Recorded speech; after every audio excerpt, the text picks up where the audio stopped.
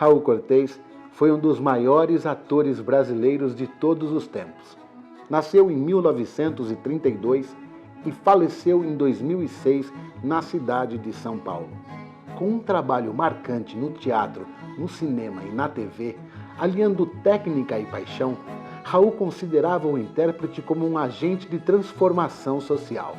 No teatro, brilhou em Pequenos Burgueses, Lobo de Ray-Ban e Um Certo Olhar.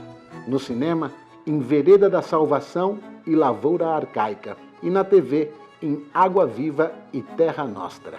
Raul Cortez foi casado com a atriz Célia Helena, com quem trabalhou em peças como Luar em Preto e Branco. Com Célia, Raul teve a filha Lígia Cortez, com quem atuou em Rei Lear. A escola que Lígia dirige hoje, inaugurada por Célia Helena há mais de 40 anos, tem uma biblioteca que leva o nome de Raul. E em São Paulo, a FEComércio fez uma homenagem ao ator, batizando um dos teatros mais importantes da cidade com o seu nome.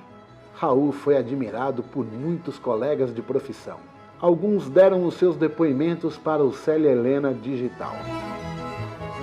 O Raul era um amor na minha vida, uma paixão, uma pessoa que representou muito, né, assim, era um amigo, era um pai, era um irmão, um colega que me ajudou muito, que me ensinou muita coisa. Então, assim, é bonito isso, né? Quando a gente pensa nas gerações, porque o Raul ele não era da mesma geração que eu, a gente tinha uma idade, assim, muito diferente, tinha uma distância.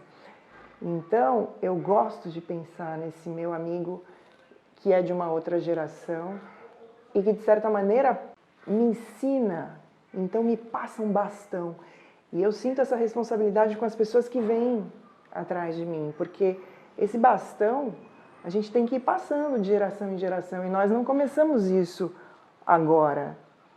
Isso é antigo, isso é milenar. Nós somos uma grande tribo que vai fazendo essa passagem de bastão. Então, o Raul, ele, assim, de cara me ensinou muito isso, né, de que nós somos, de fato, uma grande família. Então, o Raul era um artista revolucionário como poucos. É uma geração realmente muito especial. E o Raul era um cidadão, ele tinha uma cidadania artística absoluta. O Raul era capaz de ir contra os seus pares políticos, ele era um militante político, mas ele era totalmente independente. Então eu me lembro do Raul fazer uma crítica duríssima à Lei Rouanet, e absolutamente legítima, pública. Raul nunca se furtou aquilo que fosse legítimo, ele marchar junto. Prazer falar do Raul, um prazer muito grande. Um grande amigo, um grande companheiro de palco.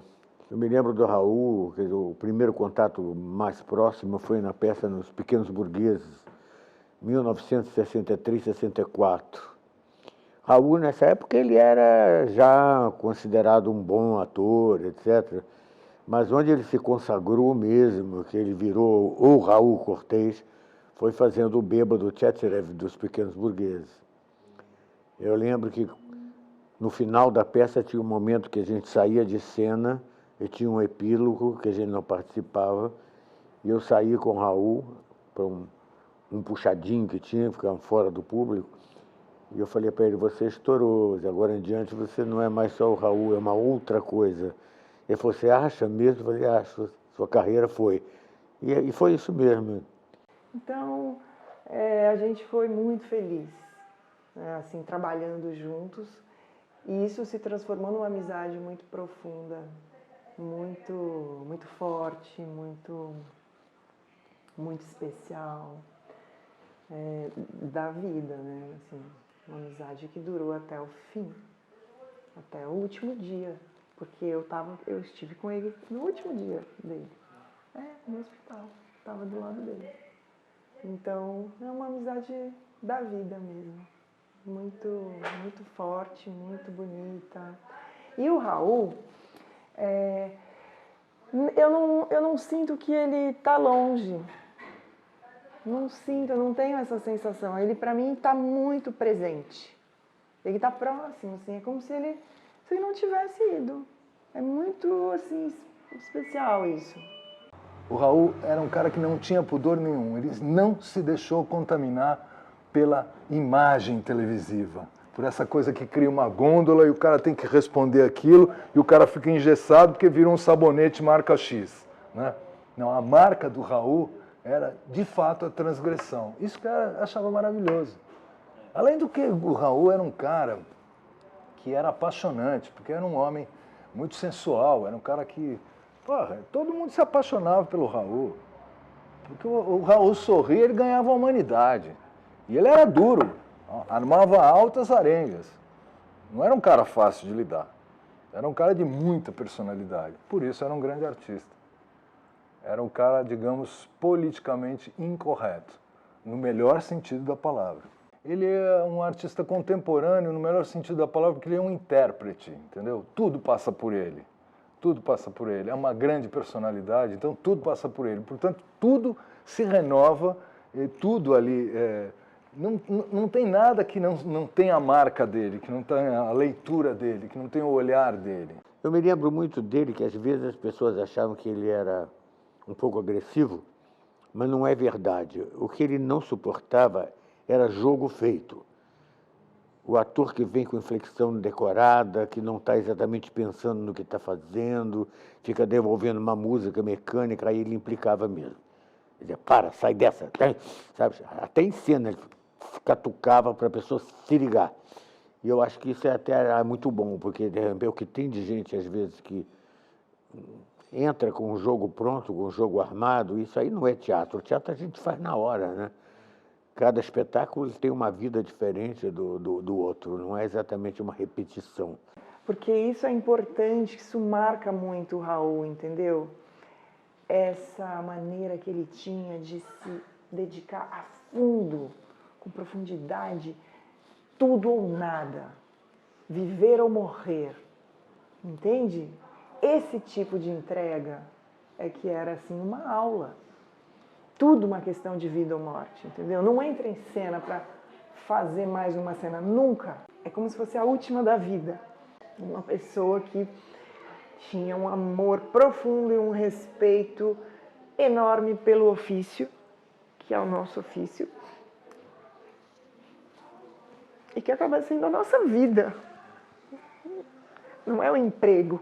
Acho que a perda do Raul é uma perda muito dolorosa nesse sentido, porque com ele, eu acho que não me lembro de outro artista que tenha esse caráter hoje, né? Todos eles foram sendo liquidificados, foram sendo engaiolados, foram virando um produto de uma gôndola de supermercado. E o Raul ocupava o lugar dele na televisão, né? Ocupava o lugar dele, o espaço dele no teatro, sendo ele é a prova maior de que o artista é maior do que toda essa estrutura mercadológica, marqueteira, midiática, etc. Aqui, infelizmente, os artistas estão se submetendo cada vez mais nesse nosso pobre e sofrido país. Uma lembrança extraordinária, porque era um ator, como é que vai definir o Raul? Ele tanto era um ator clássico, era um ator de Shakespeare, de fazer Rei Lear. Ele queria fazer o Hamlet, devia ter feito, né? Era um ator para qualquer texto da maior envergadura poética. E, ao mesmo tempo, ele era um ator popular, extremamente popular. Ele fez tipos na televisão extraordinários, né? E Vereda da Salvação, ele também fazia um tipo absolutamente do povo.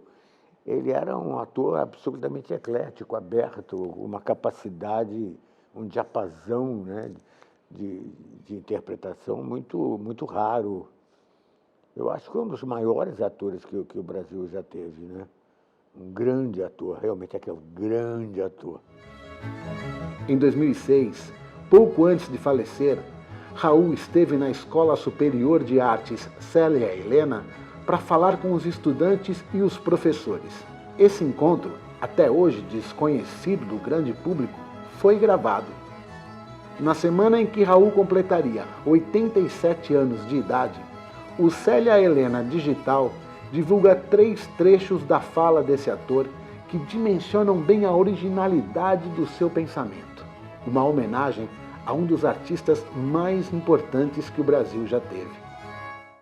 Nada mais difícil, nada mais extraordinário que o teatro. O teatro é você e os outros, né? E tudo tão lindo em teatro, tudo tão químico, tão inexplicável, é tão misterioso. Você troca energia com as pessoas, né? Você cria esse oito maravilhoso, que é isto, aqui, que volta para você devolve. E o tempo inteiro da peça é assim. Você faz protagonistas e tem a sorte de fazer, com o tempo você vai observando que o espetáculo fica na ponta do dedo. Você sente ele. Você sente seus colegas, aqueles que entram e que não estão em para trabalhar, ou estão totalmente desvinculados daquela noite do trabalho. Eu sinto uma certa responsabilidade e o dever de trazer esse ator, esse colega, para o trabalho. Então, muitas vezes foi até acusado, justamente, também não me importa, mas, enfim, de provocar. Às vezes eu sei coisa pessoal, eu posso dizer numa fala e dizer aquilo que eu sei responder, que eu sei, a provocar uma reação, daí ele entra com tudo. Às vezes me xingando muito depois, mas ali, naquele momento, ele está atuando. Porque não é funcionarismo público, não é. Cada noite é uma noite, cada noite é uma energia diferente, cada noite esse mistério está acontecendo. Por que é o mistério? Como é que eu vou explicar? Como é que eu posso sentir se eu estou aqui e sinto que tem uma coisa, uma energia negativa ali e que eu sei como neutralizar? Como é que eu posso saber isso? Como é que eu posso saber que tipo de público eu vou ter na hora que abre uma cortina? Quem disse isso tudo foi o Rimbaud. Ele disse o seguinte: acho que é bom de botar, em vez de poeta, pensar que é o ator, né? No nosso caso. Afirmo que é preciso ser vidente, fazer-se vidente. O poeta se faz vidente por meio de um longo, imenso e racional desregramento de todos os sentidos. Todas as formas de amor, de sofrimento, de loucura, buscar a si, esgotar em si mesmo todos os venenos, a fim de só reter a quintessência, inefável tortura para a qual se necessita toda a fé, toda a força sobre-humana, e pela qual o poeta se torna o grande enfermo, o grande criminoso, o grande maldito e o sabedor supremo, pois alcança o insabido.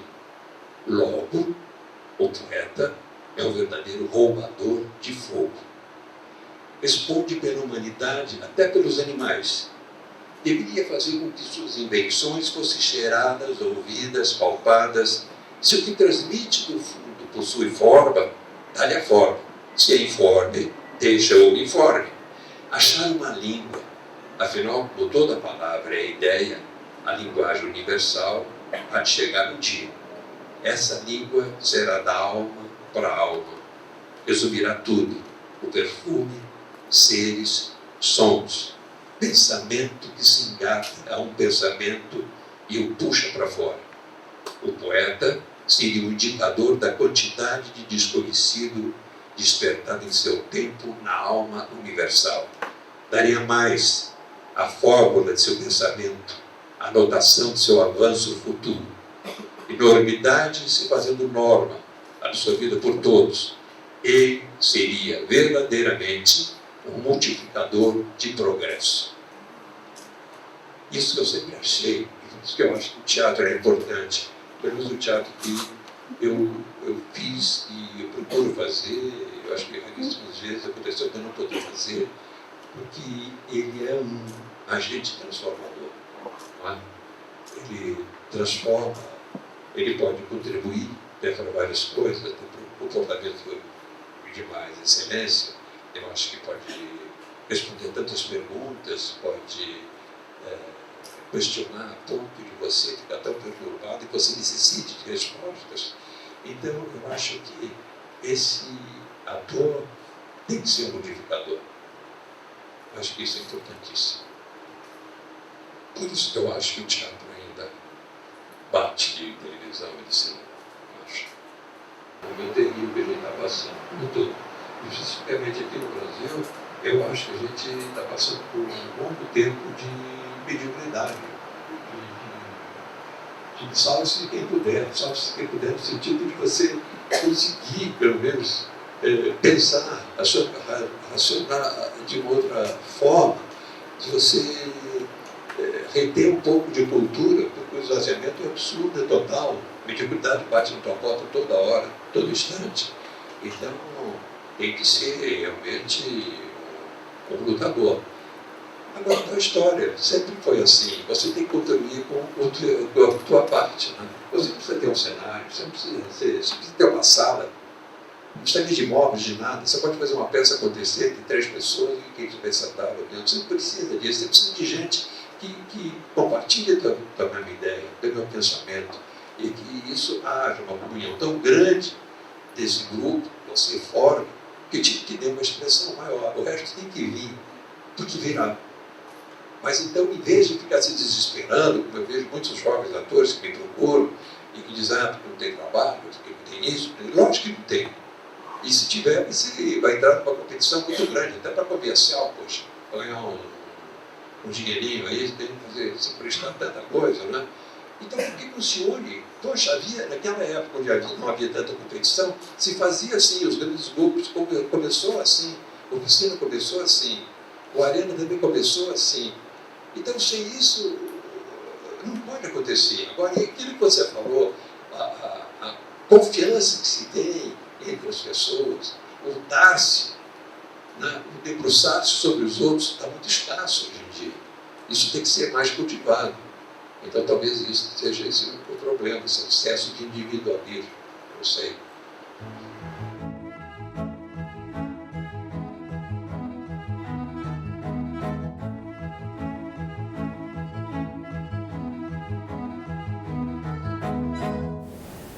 Outro dia me pediram que eu dissesse o que é poesia. Poesia. O que eu vou dizer da poesia? Um poeta não pode definir a poesia. Se é verdade que eu sou poeta, pela graça de Deus, ou pela graça do demônio, mas também é verdade. Porque a poesia é algo que se apaga, que se acende, que se move, que anda pelas ruas, que passa ao nosso lado. A poesia é em tudo. A poesia na terra, no mar, nas montanhas, nos lagos, nas margens dos rios. A poesia da terra nunca morre. A poesia é espanto, admiração, como um ser tombado pelos céus, em plena consciência de sua queda, atônito com as coisas. E eu sei dar por isso muito bem. Eu sei ter o pasmo comigo. Não tenho desejos nem ambições. Ser poeta não é uma ambição minha, é a minha maneira de estar sozinho. Porque o poeta é um fingidor. Finge tão completamente que chega a fingir que é dor, a dor que devera sente.